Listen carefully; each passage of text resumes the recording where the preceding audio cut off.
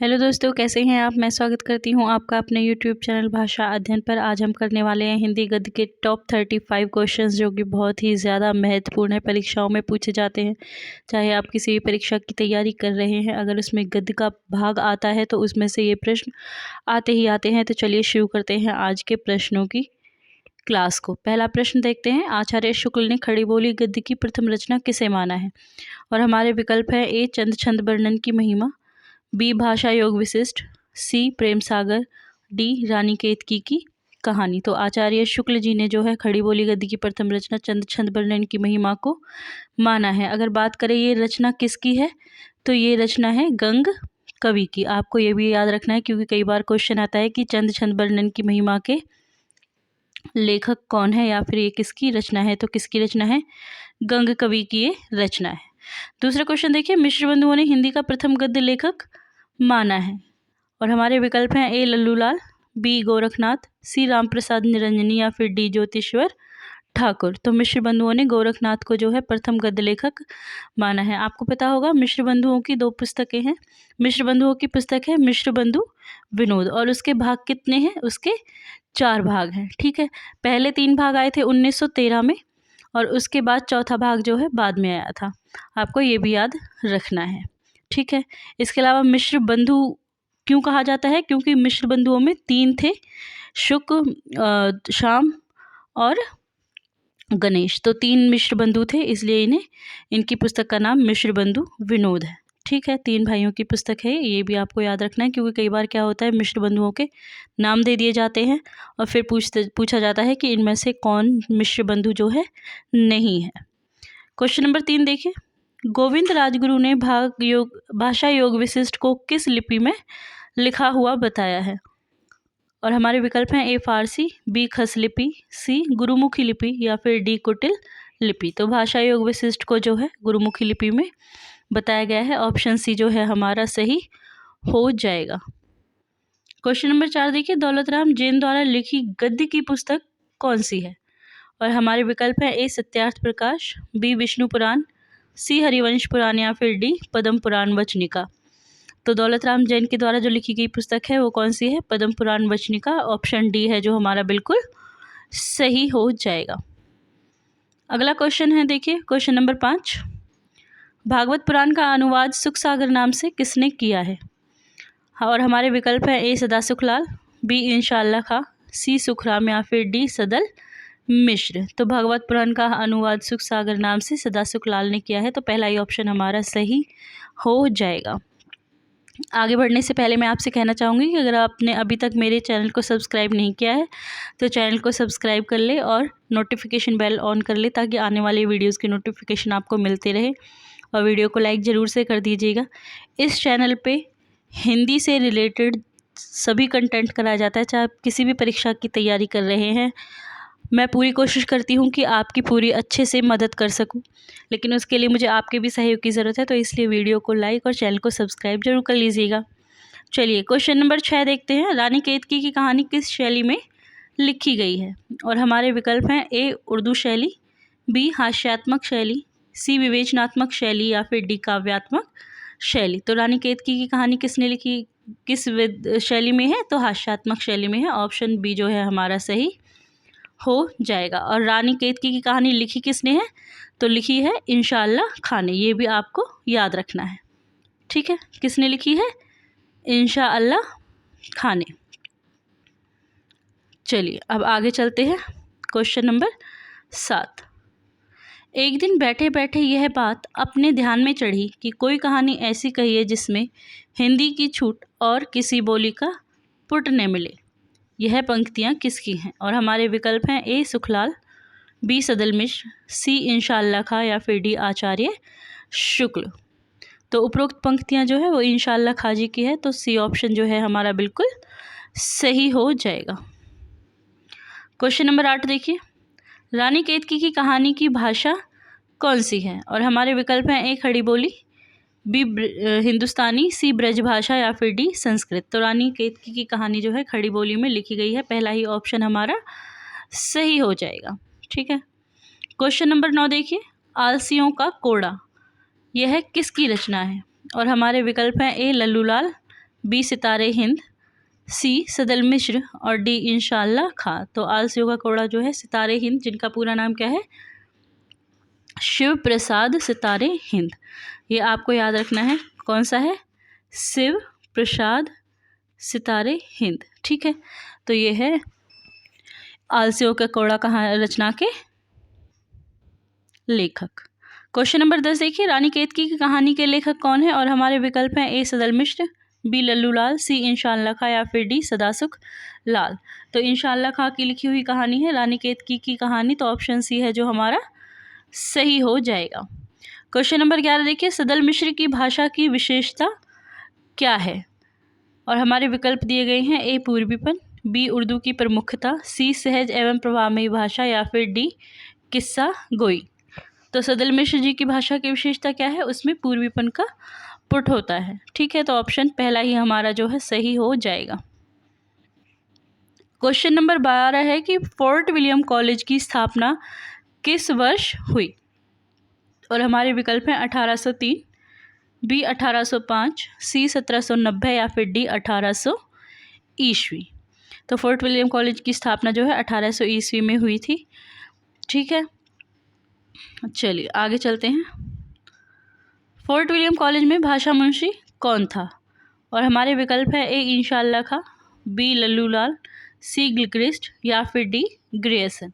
तो देखिए fort William college में जो भाषा मुंशी थे वो थे लल्लू लाल, ऑप्शन बी हमारा सही हो जाएगा। और अगर हम बात करें गिलक्रिस्ट की, तो ये फोर्ट विलियम कॉलेज में हिंदू विभाग के अध्यक्ष थे।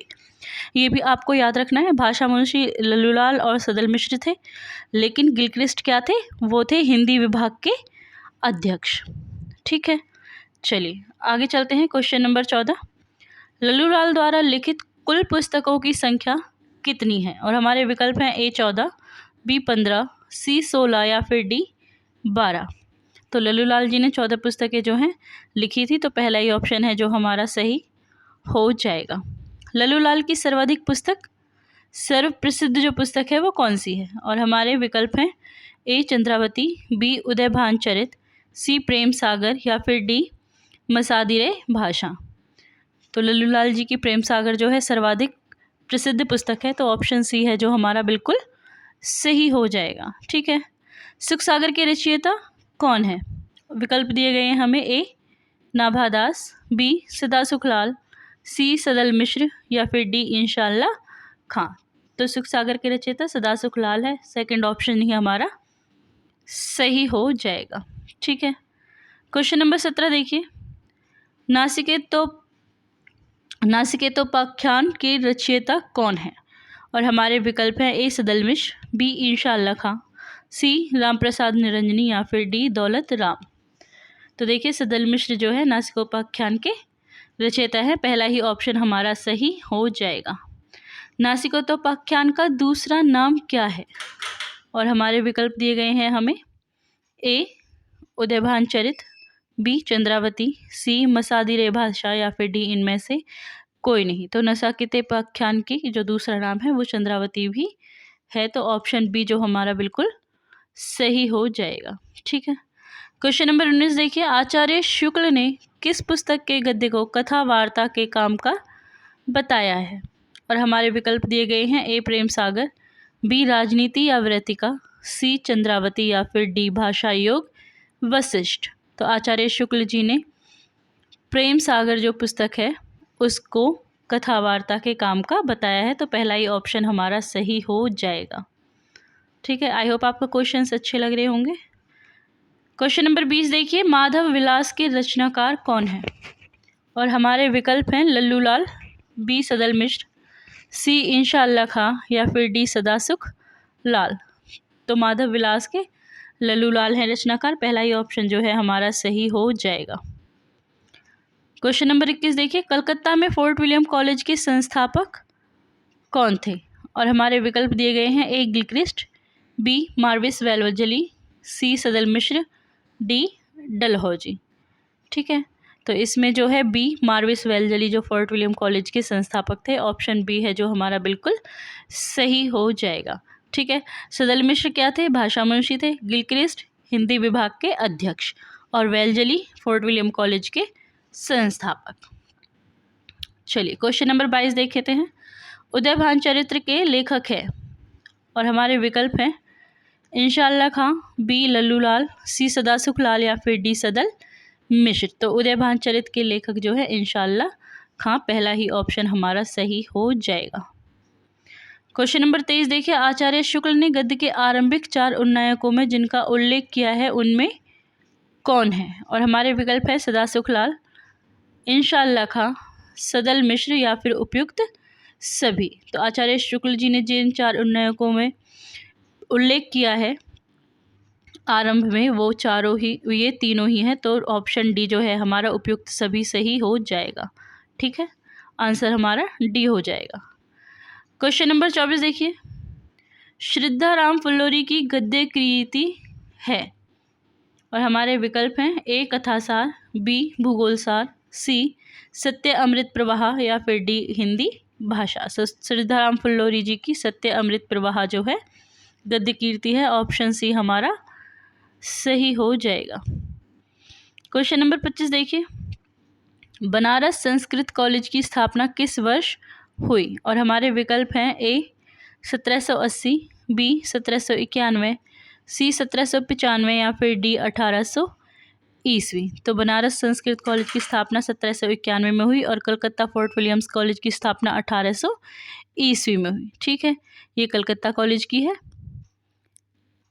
और ये बनारस संस्कृत कॉलेज की स्थापना का वर्ष है। ठीक है, ये आपको याद रखनी है।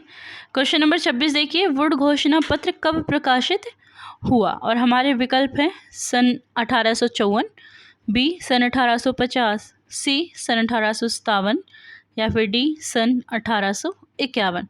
तो वुड घोषणा पत्र हुआ था प्रकाशित 1854 में, तो पहला ही ऑप्शन जो है हमारा सही हो जाएगा। ठीक है, क्वेश्चन नंबर 27 देखिए। आचार्य शुक्ल ने खड़ी बोली गद्य का प्रथम प्रौढ़ लेखक किसे माना है? तो प्रौढ़ लेखक किसको माना है आचार्य शुक्ल जी ने खड़ी बोली गद्य का, हमें बताना है। और हमारे विकल्प हैं ए गंग कवि, बी राम प्रसाद निरंजनी, सी दौलत राम या फिर डी इंशाअल्लाह खां। तो आचार्य शुक्ल जी ने राम प्रसाद निरंजनी को जो है खड़ी बोली गद्य का प्रथम प्रौढ़ लेखक माना है, तो ऑप्शन बी हमारा बिल्कुल सही हो जाएगा। क्वेश्चन नंबर 28 है। सुरसुरा निर्णय किसकी रचना है? और हमारे विकल्प दिए गए हैं ए रामप्रसाद निरंजनी, बी इंशाअल्लाह खां, सी मुंशी सदासुख लाल या फिर डी सदल मिश्र। तो सुरासुर निर्णय जो है मुंशी सदासुख लाल जी की रचना है, ऑप्शन सी हमारा सही हो जाएगा। देखिए अब क्वेश्चन बहुत ही डीप आने लगे हैं, तो इसलिए हमें थोड़ी पढ़ाई पे भी डीप रखना पड़ेगा अपना कमांड। क्वेश्चन नंबर 29 देखिए। दैनिक बॉम्बे समाचार कहाँ से प्रकाशित हुआ? ए मुंबई, बी गुजरात, सी कलकत्ता या फिर डी पुणे। देखिए इसमें तो आप एक तरीके से कह सकते हैं, ट्रिक भी लगा सकते हैं। बॉम्बे का समाचार है तो बॉम्बे से ही प्रकाशित होगा, और पहले बॉम्बे था जो वो अब क्या है मुंबई है, तो पहला ही ऑप्शन जो है हमारा वो सही हो जाएगा। क्वेश्चन नंबर 30 देखिए। हिंदी गद्य का प्राचीनतम रूप किस भाषा रूप में मिलता है? और हमारे विकल्प हैं ए गुजराती मिश्रित, बी ब्रजभाषा, सी राजस्थानी भाषा या फिर डी मैथिली भाषा। तो जो हिंदी गद्य का प्राचीनतम रूप है वो राजस्थानी भाषा के रूप में मिलता है, ऑप्शन सी है जो हमारा बिल्कुल सही हो जाएगा। आगे क्वेश्चन देखिए। Question number 31। आचार्य शुक्ल के अनुसार ब्रजभाषा गद्य का सर्वप्रथम प्रयोग किसने किया है?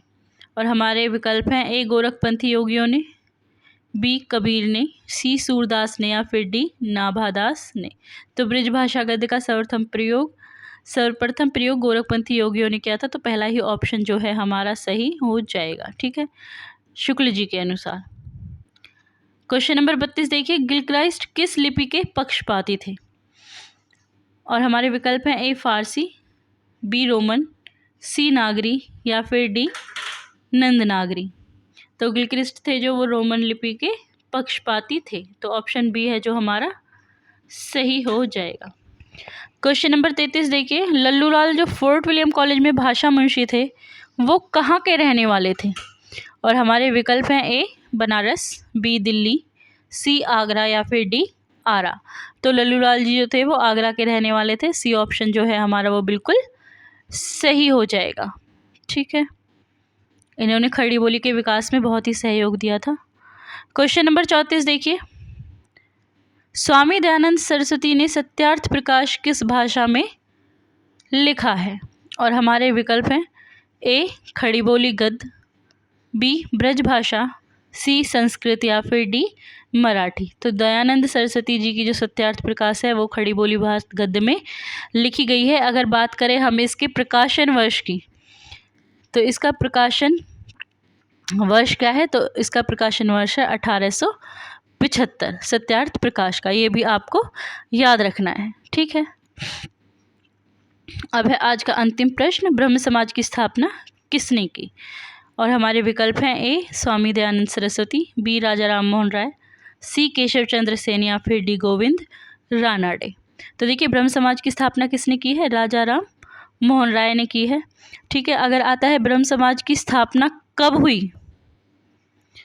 ठीक है, कब हुई है? तो 1828 में हुई है। ठीक है, पहले ये ब्रह्म सभा के नाम से था, ब्रह्म सभा जो है ब्रह्म सभा के नाम से जाना जाता था, उसके बाद इसका ब्रह्म समाज कर दिया गया। तो इसकी स्थापना 1828 और इसके संस्थापक कौन है? राजा राम मोहन राय। आई होप आपको आज की वीडियो पसंद आई होगी। ये थे टॉप 35 क्वेश्चंस हिंदी गद्य से। अगर आपको वीडियो पसंद आई है तो वीडियो को लाइक कर दीजिएगा और चैनल को सब्सक्राइब करके नोटिफिकेशन बेल को ऑन कर लीजिएगा, ताकि आने वाले वीडियोस की नोटिफिकेशन आपको टाइम से मिल जाए। और अगर आपका कोई सुझाव है तो आप मुझे कमेंट बॉक्स में बता सकते हैं, और चैनल को सब्सक्राइब करना बिल्कुल से मत भूलिएगा।